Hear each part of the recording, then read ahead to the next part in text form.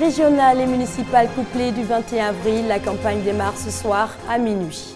Et puis la police sanitaire monte au créneau, maquis, salons de coiffure et autres espaces seront inspectés. Et enfin au Mali, le gouvernement confirme la tenue des élections pour le mois de juillet. Madame, Monsieur, bonsoir, bienvenue dans cette édition. Pour commencer, c'est ce soir à minuit que démarre la campagne électorale pour les régionales et municipales couplées du 21 avril. Les candidats auront 15 jours pour convaincre. Ce matin, le président de la commission électorale indépendante, Youssouf Bakayoko, a appelé les Ivoiriens à privilégier la paix sociale. Thomas Guessambi.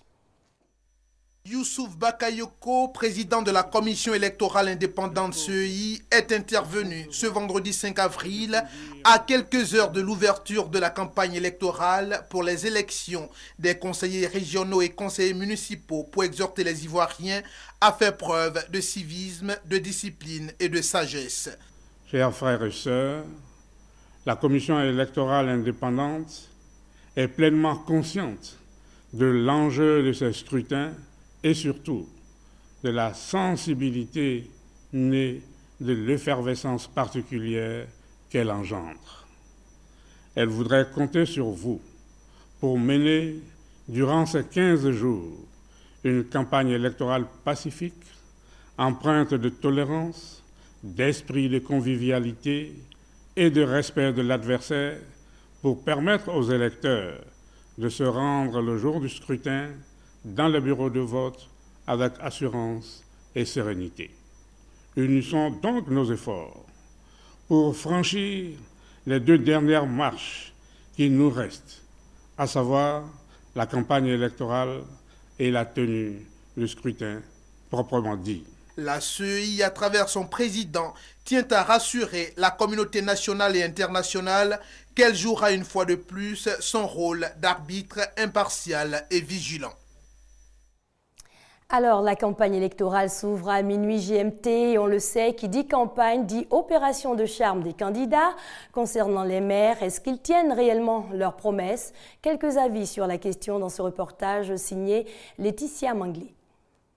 Dans ces campagnes qui arrivent, nous avons au moins un, qui a un programme, la localité dans laquelle il sera, ses administrés seront contents. Des paroles mielleuses, des promesses aguichantes. Ils sont nombreux en Côte d'Ivoire, ces candidats aux élections qui, à la veille des scrutins, promettent monts et merveilles aux populations. Quand les votes finissent, après maintenant, on voit que ce qu'ils doivent faire, c'est pas ce qu'ils font. Beaucoup de fois, on nous promet beaucoup de choses, mais ça ne se fait pas. Pour ça, je suis découragée. Et dans bien des cas, les électeurs se laissent appâter par les mots de charme des potentiels futurs élus. Après les élections, ils espèrent vivre la meilleure des vies dans le meilleur des mondes. Quand ils font les élections, c'est les paroles douces et tout ça. Maintenant, quand ils sont élus, nous ne voyons rien de leurs promesses. Bien souvent, au lendemain des votes, c'est la désillusion. Aucune promesse respectée. La jeunesse est prise à mal. Il n'y a pas de travail. Une fois élus, ce qu'ils ont tenu dans les meetings, c'est différent de ce qu'ils font. Il y a des quartiers, ce n'est pas bitumé. Il y a des quartiers, il n'y a pas courant. Quand ils viennent, si vous m'avez élu, il fait venir courant, il fait venir goudron dans votre quartier. Maintenant, après ça, on ne les voit plus. En Côte d'Ivoire, les élections couplées municipales et régionales pointent du nez. Déjà, ce 5 avril à minuit précise, démarrent les campagnes. Les électeurs ivoiriens, eux, espèrent que les candidats, pour cette fois, tiendront leurs promesses de campagne au lendemain du 21 avril prochain. Qu'ils fassent un peu semblant, même de faire le minimum de leurs promesses. Même si c'est vrai, on ne peut pas tout faire du jour au lendemain, mais petit à petit, il faut qu'on sente qu'ils sont en train de travailler. Eh bien, autre chose à présent, les agents des eaux et forêts détachés à l'Office ivoirien des parcs et réserves de Côte d'Ivoire, confrontés à d'énormes difficultés. Par exemple, ils sont très souvent victimes d'agressions. Face à des conditions de travail pénibles, leur syndicat, le SINAPARCI, crie son désarroi. Juliette Ouéa.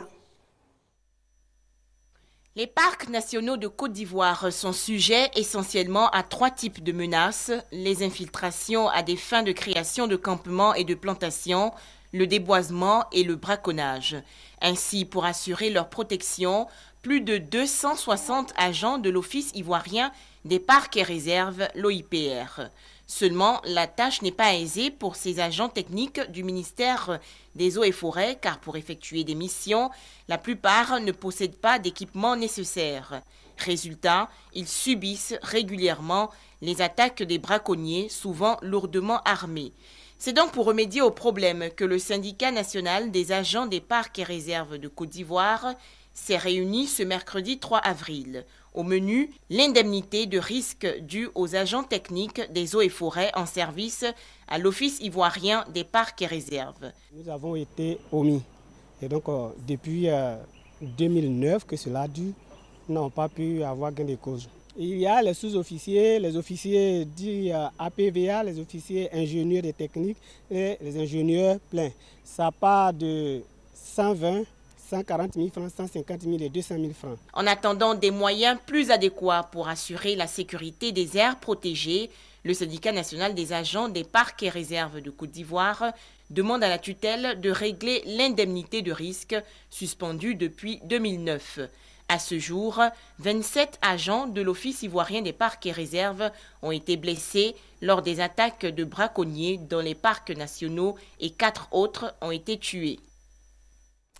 La sécurité dans les établissements ouverts au public également à l'ordre du jour. La police sanitaire monte au créneau. Maquis, salons de coiffure et autres structures seront minutieusement inspectées.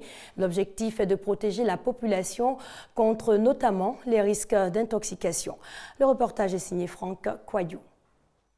Hôpital général d'Abobo, service des urgences médicales, des malades sont aux soins. Dans le couloir, une ambiance peu commune, la police sanitaire effectue une inspection des lieux.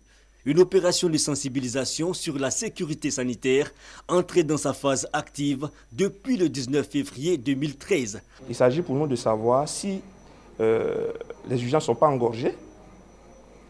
Est-ce que les patients ils sont pris en compte comme il faut par les responsables. Au service des hospitalisations pédiatriques, il y a beaucoup à faire et certaines insuffisances relevées. Vous allez demander à ceux qui s'occupent de la propriété de ne pas charger le lit de nos bébés avec son matériel de nettoyage. Risque sanitaire, mais énormément de besoins en dépit des travaux de réfection de l'établissement sanitaire. Nous demandons à ce qu'on nous mette sur un programme de réhabilitation. Surtout les services qui s'occupent du couple mère-enfant. Dans un autre décor, un autre établissement, cette fois esthétique. L'équipe des policiers du sanitaire fait des recommandations à Yebrou Thérèse, coiffeuse. À partir d'aujourd'hui, vous devez considérer que désormais la police sanitaire est sur le terrain. À tout moment, on peut passer chez vous ici de façon inopinée pour voir si le stéréotype que nous avons vu aujourd'hui existe encore. Une action qui sera poursuivie dans plusieurs établissements publics et établissements sanitaires durant une période de 3 mois, laquelle sera suivie de la phase répressive. Une page éducation dans cette édition et on évoque la célébration aujourd'hui de la première édition de la Journée nationale du mérite et de l'excellence. L'initiative est du ministère de l'Éducation nationale et de l'enseignement technique. Cette initiative vise à promouvoir la qualité. Pour en savoir plus, on écoute Grace Kando et Juliette Ouya. Je viens d'être primée et je suis heureuse, je suis très émue. Je promets à tout le monde, au ministère et à ma famille, de continuer à bien travailler afin de montrer mon honneur. Les efforts que nous faisons tous les jours doivent être couronnés par ce genre d'événements. Et je dis vraiment merci. Le mérite d'élèves, de personnel d'encadrement et de structure vient d'être reconnu. L'initiative est du ministère de l'Éducation nationale et de l'enseignement technique. Objectif, célébrer l'excellence pour susciter une saine émulation entre les acteurs du système éducatif ivoirien.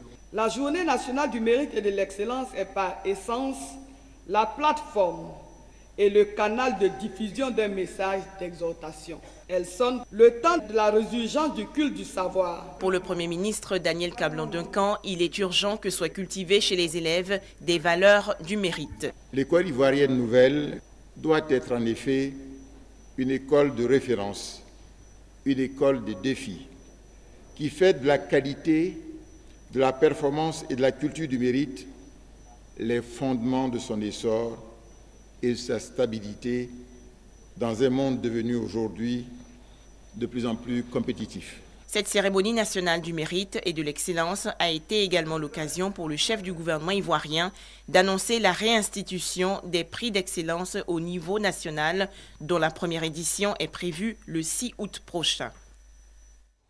La route de M'Badan bientôt livrée, les travaux de réhabilitation de la voirie sont presque achevés. L'opération lancée il y a près d'un an concerne la réalisation d'une voie qui permettra le désenclavement du village de M'Badan, c'est dans la commune de Cocody. Thomas Guessambi. Vrombissement de moteurs de gros engins en mouvement, pose de l'asphalte, un mélange de pierre, de sable et de ciment d'asphalte qui donne à la fois une couleur noire et un resserrement de matériaux. Nous sommes sur le chantier des travaux de bitumage de la voie d'accès du village de M'Badan, commune de Cocody. Débutés en juillet dernier, les travaux ont pris un relatif retard, mais aujourd'hui, ils tirent à leur fin. Pour ce chantier, il y a eu des problèmes de déplacement de réseau qui ont vraiment retardé la fin des travaux. Vous allez voir qu'on a pratiquement passé 3 mois sans rien faire et on attendait le déplacement de réseau au niveau de réseau SODECI, au niveau de réseau CIE et réseau téléphonique. Visiblement, ce n'est donc qu'une question de semaines pour achever l'ouvrage, mais déjà riverains et usagers partagent leur soulagement. Vraiment, on a souffert de l'état de la route avec la poussière et tout, mais vraiment c'est un véritable soulagement. On peut circuler librement. Au début, il y avait des cassis d'eau dans un peu partout. Actuellement, on peut circuler tranquillement sans problème. Pour les conducteurs de travaux, tout a été pensé pour livrer un travail de qualité. Longue de 3 km 500, la route de M'Badan est un fruit du projet d'urgence d'infrastructure urbaine PUIR. À présent, des nouvelles de l'étranger, d'abord au Mali où le chef de la diplomatie française est en visite. À Bamako, Laurent Fabius a lancé un appel à la réconciliation politique. Laurent Fabius à Bamako, la visite du chef de la diplomatie française intervient alors que Paris insiste pour que des élections mettant fin à la période de transition soient organisées avant le mois d'août. Plus diplomatiquement, Laurent Fabius a rappelé qu'il fallait des élections en juillet parce qu'il faut une nouvelle légitimité démocratique au Mali. À Bamako, le comité de pilotage d'appui au processus électoral met les bouchées doubles pour tenir les délais. Le ministre de l'administration territoriale, un militaire, assure n'avoir aucun doute sur le respect du calendrier. Le financement est selon lui bouclé. Une question n'est cependant pas tranchée, celle du couplage ou du découplage des élections présidentielles et législatives. Le plus difficile, c'est sans doute de rétablir la sécurité au nord, où les combattants islamistes continuent de mener des incursions, comme ici à Gao la semaine dernière. Dans certaines régions, l'autorité de Bamako n'est toujours pas rétablie, comme à Kidal, où les Touaregs du MNLA refusent le retour de l'armée malienne. Il n'est pas imaginable aujourd'hui au Mali que des élections aient lieu sans que l'autorité malienne soit effective à Kidal. Autre problème, les populations déplacées ou réfugiées dans les pays voisins, plus de 470 000 Maliens au total. Pour l'instant, l'administration envisage de les faire voter là où ils se trouvent. Pour beaucoup d'hommes politiques maliens, rien de pire qu'une élection bâclée qui risquerait de faire durer la situation de crise. Et puis en Grande-Bretagne, BAFTA d'honneur pour la reine Elisabeth II. Il s'agit d'une récompense du cinéma britannique. Elle est primée pour son soutien à cette industrie. Un BAFTA d'honneur pour Sa Majesté. La reine Elisabeth a été récompensée jeudi soir par le cinéma britannique pour son soutien à cette industrie et pour son mémorable rôle de James Bond Girl lors des Jeux Olympiques de Londres. C'est l'acteur et réalisateur Kenneth Branagh qui a remis à la souveraine âgée de 86 ans le trophée lors d'une cérémonie au château de Windsor. La reine Elisabeth avait créé la surprise en donnant une courte réplique à Daniel Craig, alias James Bond, dans un court-métrage projeté pendant la cérémonie d'ouverture des JO de Londres 2012. C'est ici que prend fin cette édition. Merci à tous ceux qui nous suivent en Côte d'Ivoire, mais également dans 36 pays de l'Afrique de l'Ouest et du Centre. Les programmes se poursuivent sur RTI2. Bonne soirée.